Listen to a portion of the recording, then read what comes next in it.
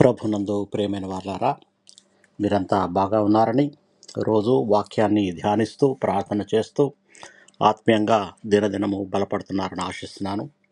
ఈరోజు దేవుడు మనకు బయలుపరుస్తున్న ఒక గొప్ప వాగ్దానం లేదా ఆశీర్వాదం లేదా దీవెన అనుకోవచ్చు. ఇది స్వయంగా ప్రభు అయిన యేసుక్రీస్తు వారు నోటితో మాట్లాడిన మాటలు.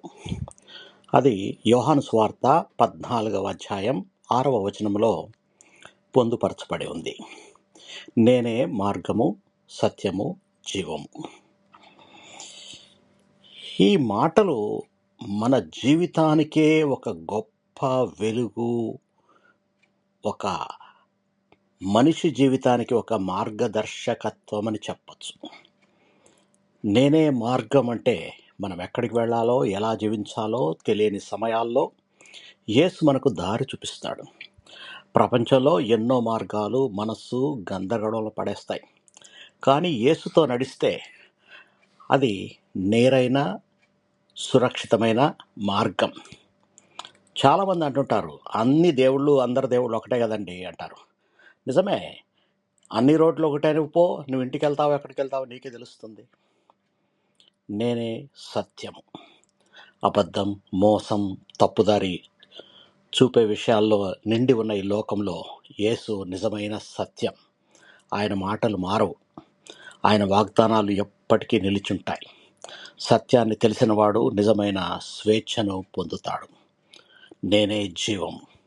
యేసు మన కొరకు కేవలము ఒక జీవితం కాదు, నిత్య జీవాన్ని ఇస్తాడు.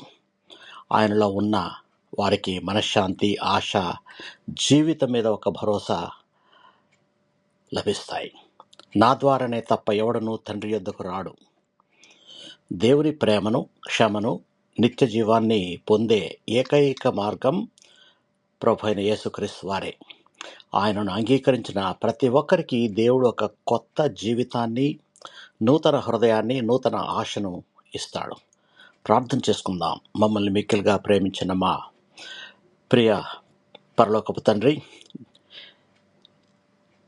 నేనే మార్గము, సత్యము, జీవమని ప్రకటించిన యేసుక్రీస్తుకై ధన్యవాదాలు, కృతజ్ఞతాస్తుతులు చెల్లిస్తున్నామయ్యా.